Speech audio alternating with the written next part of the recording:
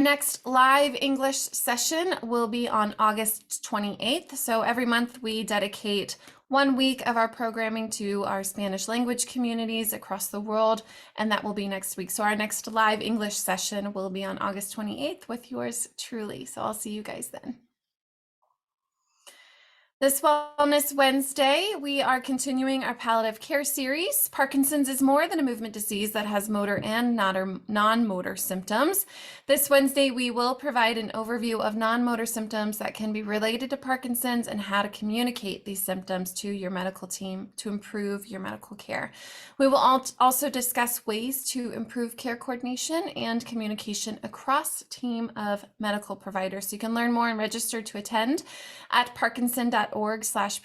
And if you guys don't already have that hyperlink bookmarked in your Google Chrome, whatever platform that you're using for the internet, Danielle's going to put it in the link for you to click on. And lastly, just always reminding that the Parkinson's Foundation has a comprehensive website full of all kinds of information related to Parkinson's disease.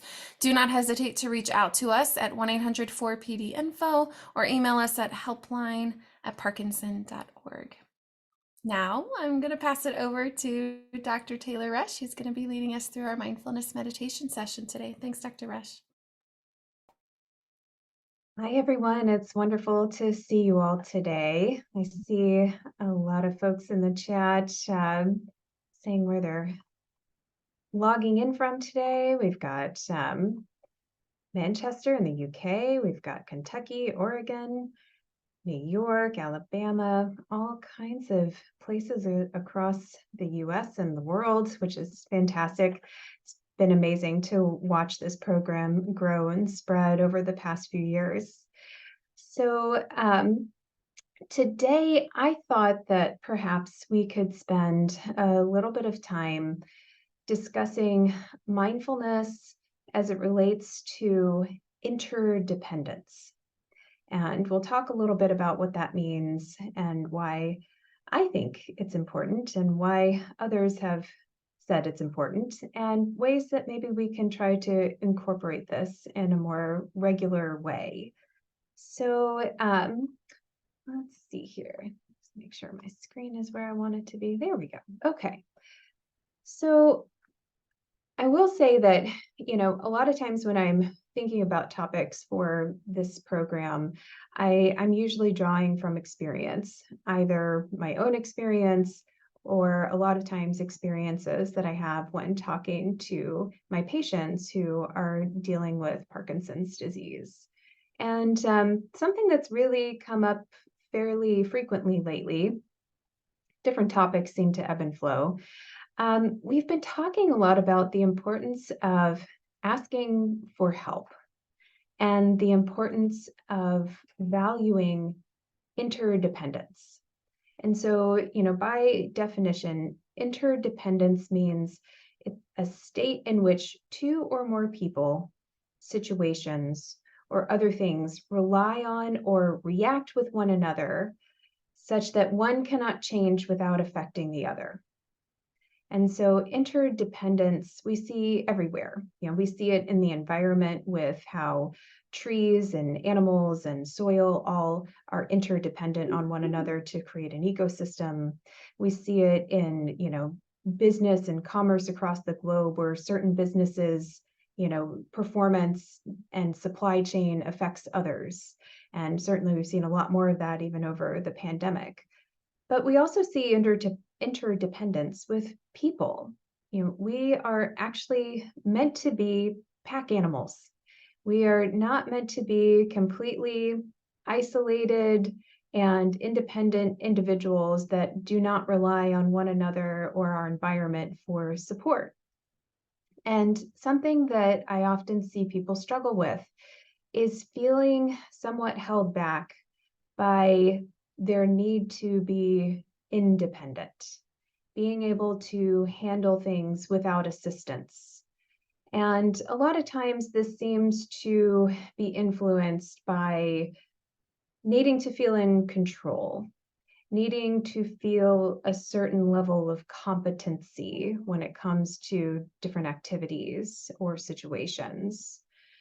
a need to retain or garner respect, or this sense of fear that if they ask for help from someone, that they're going to be imposing or somehow a burden. And, when I explore some of this with people, these are some of the themes that come up is this, sense of, well, I was raised to believe that, I need to pull myself up by my bootstraps. I need to be able to be independent. I shouldn't, the word should, which some of you know is not my favorite word. I should be able to do this by myself. I should not have to ask for help. And it ends up setting us up for this unrealistic and unhelpful expectation that we are meant to be entirely insular. And so I think that, especially in our culture, we hold independence as an ideal, even when it's not necessarily realistic or helpful. And that's, when I'm working with people and we're reviewing people's thoughts and appraisals about things, I'll ask them, is it helpful to be thinking this way? Is it realistic to be thinking this way? And, would someone else tell you the same thing? And so people may find that some of those feelings or values related to independence may not always necessarily serve them well, especially when they're trying to manage a chronic medical condition such as Parkinson's. Because with each passing year, our demands and our needs change.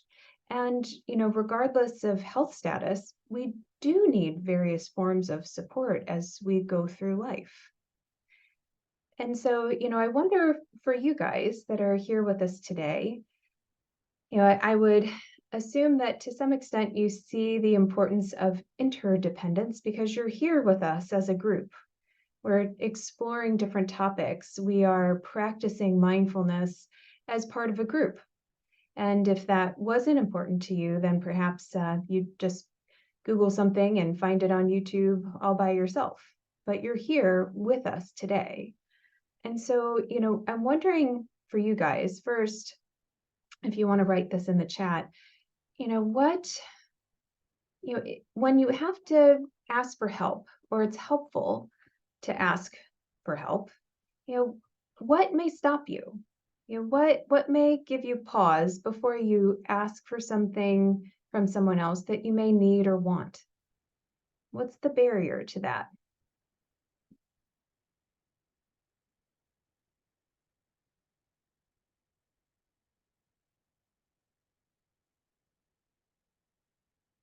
Okay, got a couple all at once here. Let's see.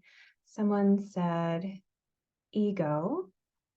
Someone said embarrassment. Defining what I need. Not knowing how to ask.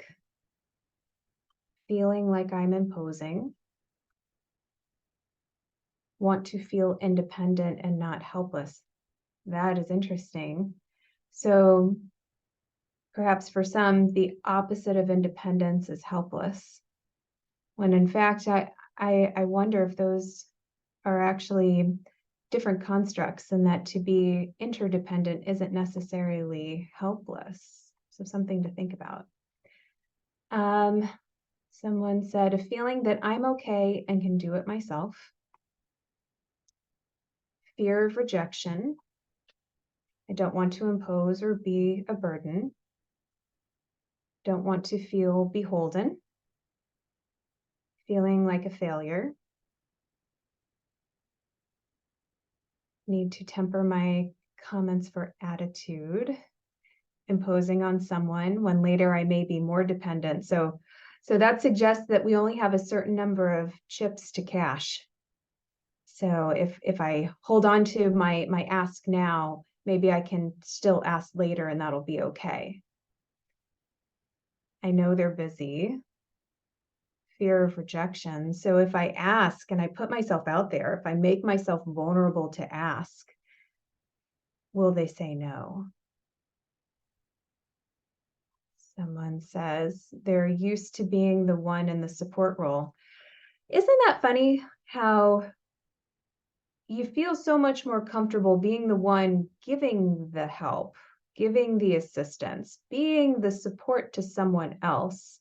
But when it comes to ourselves, we have a much harder time receiving the help than we do asking, or than we do giving the help. Fear of rejection, used to being the one to provide the care.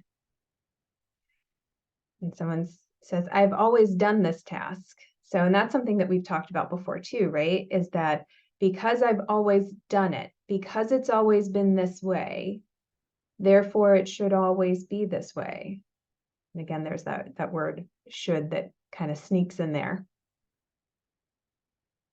Someone said loss of privacy. So yeah, to invite someone in to help sometimes means that you have to show more of yourself than perhaps you're used to showing. I don't want to bother people. Need for control and not feeling I need help, especially with a partner. It's my feeling that I'm taking care of myself. If a friend takes my arm and I let them do it rather than saying I'm okay. Okay, so sometimes support or help may be a little bit more implicit or more discreet.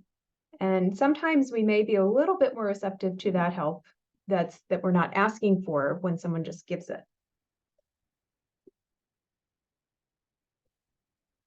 I feel like I'm burdening them, not realizing I need the help. So sometimes it almost takes someone to say, hey, can I help you with this? Can I help you, get from point A to point B, or can I help you around the house?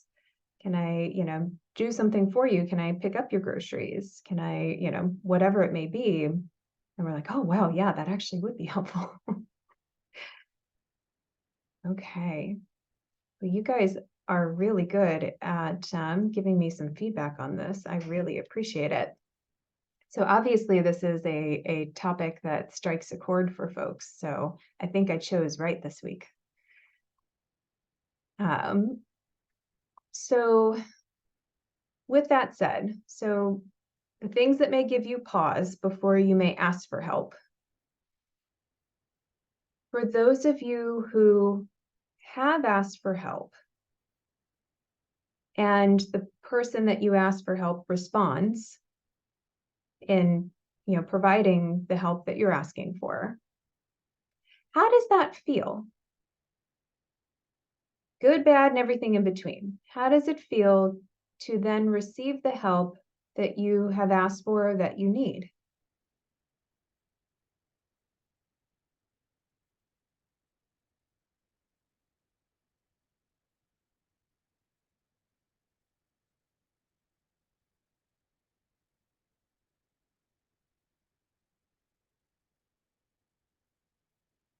Someone said, good, but now I owe them a favor in return.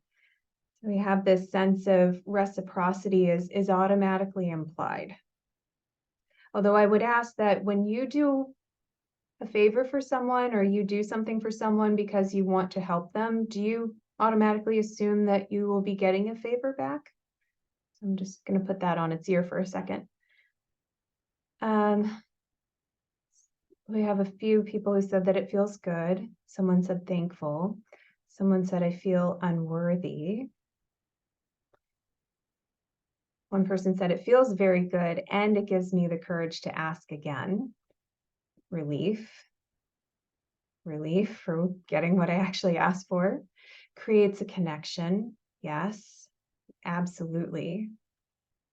To be able to ask for something and someone responds to you, it means that they see you. It means that they care about you.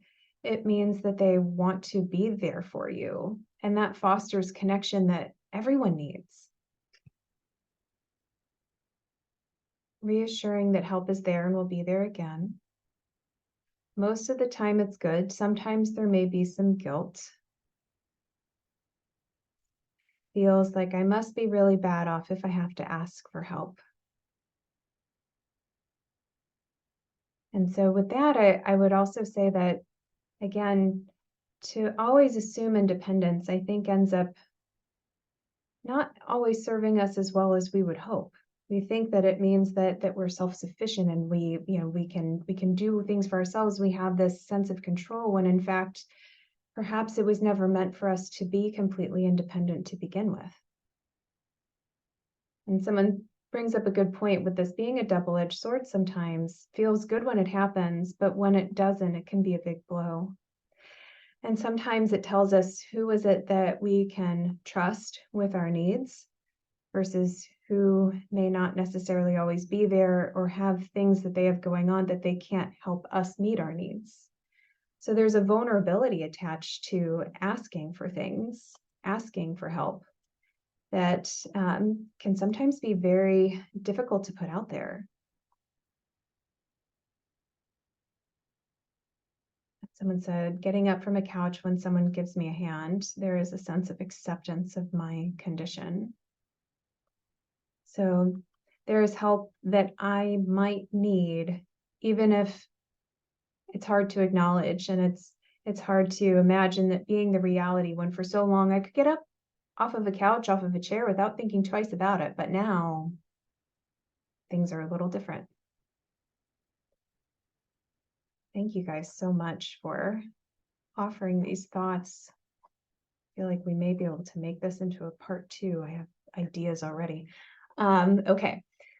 So with that said, there was an article I read a little while ago that was in the New York Times by Alyssa Court. And she talked about the art of dependence. And I thought that that was such a unique phrasing. And it's one that I Googled, and it looks like it's sometimes used when describing the importance of people relying on one another and having these relational interdependency kind of networks. And so how she described it in her article was the art of dependence means accepting aid with grace and, crucially, recognizing the importance of others. And then she says that it takes dignity and skill to lean on others. So whether that's friends or loved ones, colleagues, professional providers, whoever that may be. But the fact that she calls it the art of dependence, I just thought was so amazing. It's not the desperation of dependence. It's not, the weakness associated with dependence. It's the art of dependence. It's the sense that it's actually something that can be, used and valuable and honed for our well-being. And someone said, recognizing that the giver actually receives a gift. And I think that that's definitely true too, that when we give of ourselves to others, oftentimes it's because we want to. Sometimes it's because we feel a sense of obligation or we love this person, so we'll do it. But a lot of times there's a secondary feedback that we're connected and we can offer help to someone else and it makes us feel good too. It's not a pity party. It's not, that you feel bad. It's that you want to help someone because you care about them and you care about that connection and that relationship. And so dependency, as we call it, or interdependency, can be reframed as a form of connection and a form of social cohesion and a strength, not necessarily a weakness or something that we have to do just because we're forced to. So I want to spend a few minutes in a mindfulness reflection on the importance of interdependence, if I can ever say it right today. And for us to be able to reflect on things that we may feel as it relates to asking for the help that we need from others, and maybe being able to reframe it in a way that helps us to feel more comfortable and maybe give ourselves some self-compassion and some permission to be able to do this slightly more readily. So let's go ahead and get in our comfortable mindfulness positions. If you are sitting in a chair or on a couch or wherever you may be, allowing your body to rest in this position as easily as you can. If your feet are touching the floor, allowing them to ground like roots of a tree.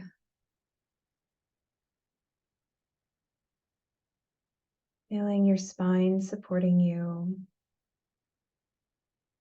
feeling your shoulders roll back, allowing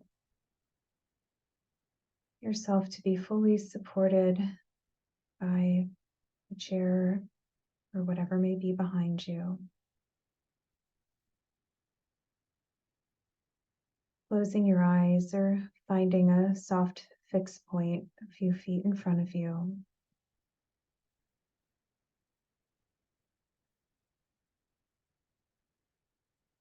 Taking a few breaths here mindfully,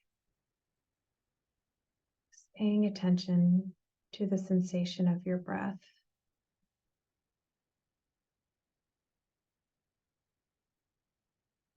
Allowing it to anchor your experience.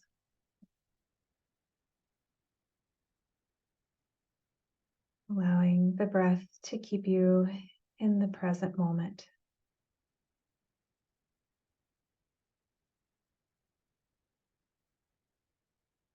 Awareness of the breath in, equal awareness to the breath out.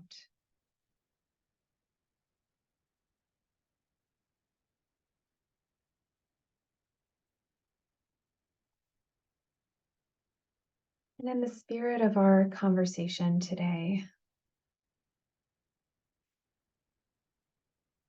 if you can think of something, I want you to think of something that perhaps you need help with.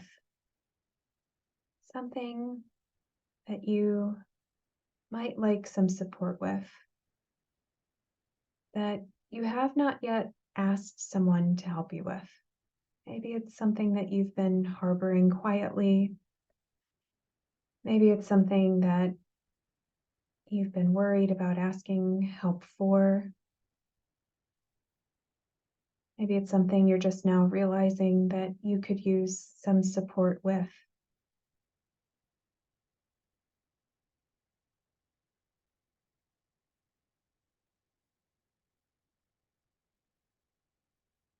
And that might be something logistical in terms of transportation. It might be something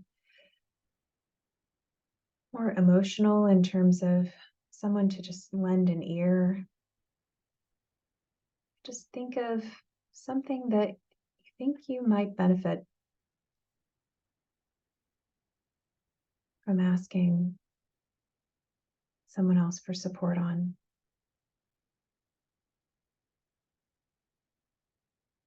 As you sculpt whatever that is in your mind's eye, notice what emotions may arise. You may feel nervous, maybe some physical discomfort at the idea of asking someone.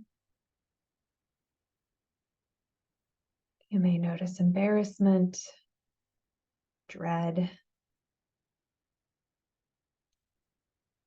On the other side, you may feel a sense of hopefulness that you could get some support on this particular request.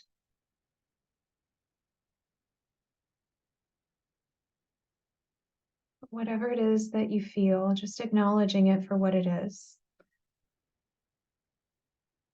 Not that it's bad, not that it's weak, not that it's silly.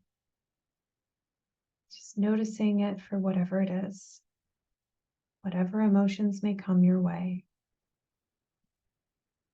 The more you can see that clearly, the more effectively you can sort through it.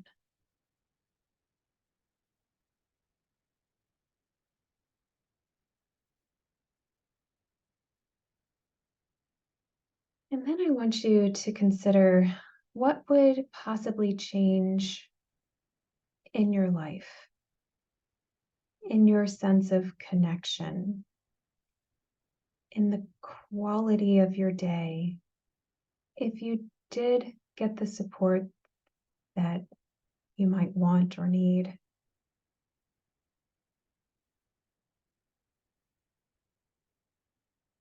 What differences would that make in your life?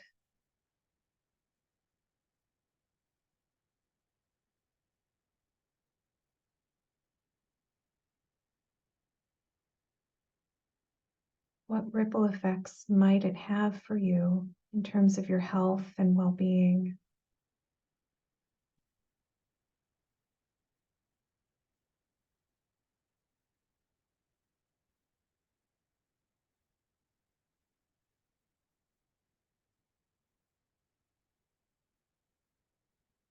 Then conversely, how might it influence the other person's life?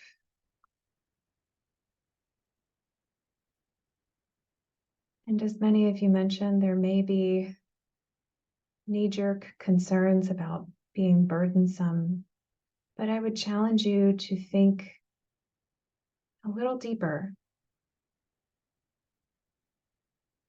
as to how that person may benefit from being a support to you, how that might help their life, how that might help their sense of connection, how it might enrich their sense of purpose too.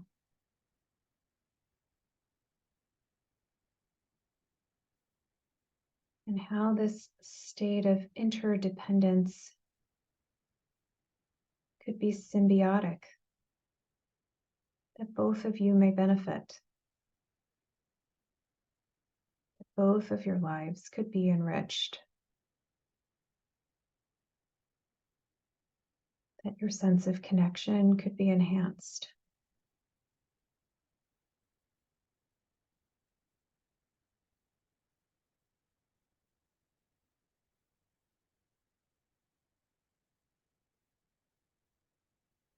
Interdependence is not burden.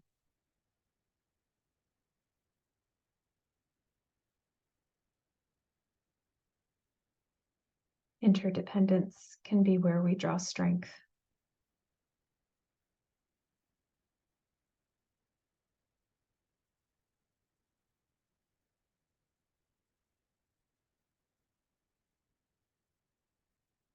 As our ancestors did for many, many, many generations, we have relied on one another to get through, to survive, to thrive as a species.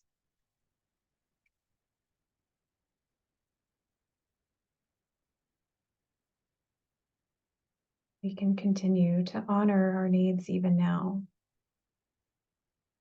in the ways that make the most sense.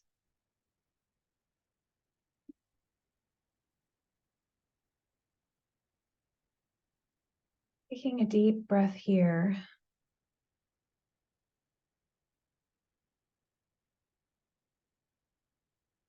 If you feel comfortable doing so, giving yourself permission to make the ask whenever that time feels right.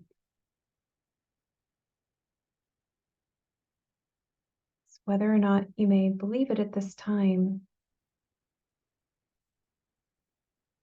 you deserve to make your needs known and deserve to have others connect to you.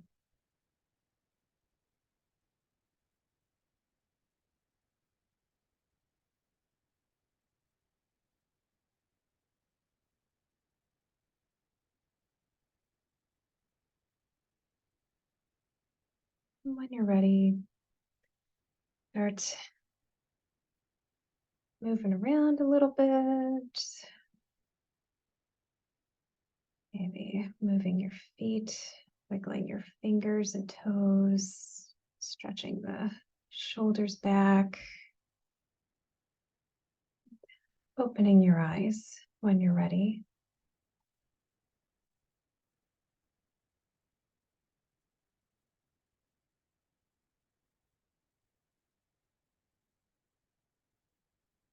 Starting to see some eyes open.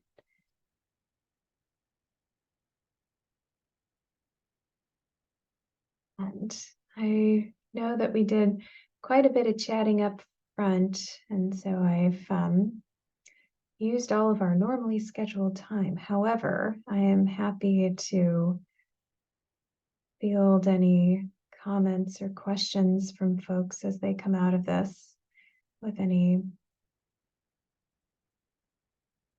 reflections I can offer.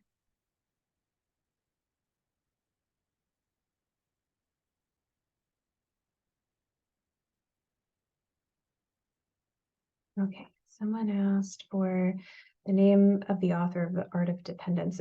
I will write it in here. It's Alyssa Hort, and apparently she's coming out with a book on this topic. I don't know if it's out yet, but this was a New York Times article from back in the spring.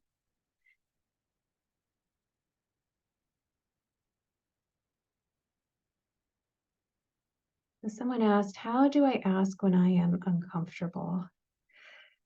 Oh, look at Krista. Krista found the article.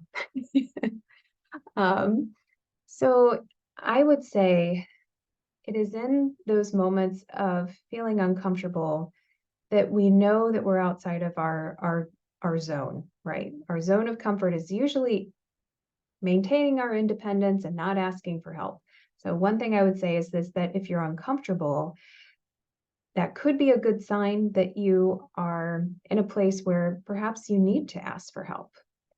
And so, and sometimes it helps to lean into the discomfort on, okay, what is this that I am feeling right now? What is the discomfort? Is it a sense of concern about rejection? Is it a sense that I'm going to make myself vulnerable and I have to reveal things about myself that I'm not used to? But sometimes leaning into understanding where the discomfort is coming from then helps us to then label it and be able to work through whatever that is so that we can ask for the help that we need. And someone said, I hop mentally from thinking about what I could ask for to planning how to help someone else. This will take some practice. Absolutely. Again, sometimes in those moments when we're feeling very uncomfortable, we're going to switch into a mode where we feel more comfortable. So I feel very uncomfortable thinking of asking for help. I'm going to switch into the mode of I'm going to help someone else. So that's a good thing to notice, though. It's a good thing to know about yourself that you may try to slide into something that's more comfortable for you. And so you're right, it can take some time and it can take some practice for us to get better at this.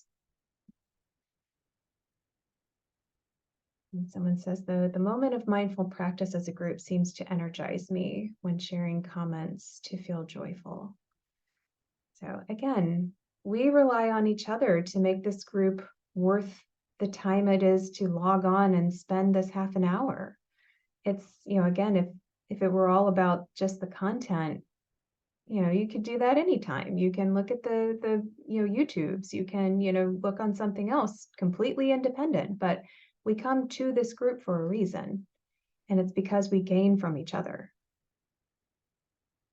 Interdependence at its finest. Okay, so I do want to be respectful of everyone's afternoon. Krista, any last thoughts?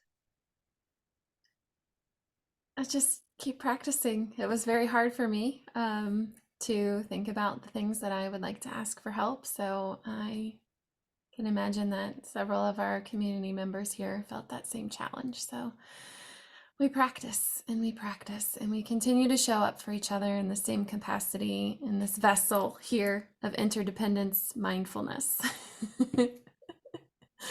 So thank you, Dr. Rush, for your time today and your guidance.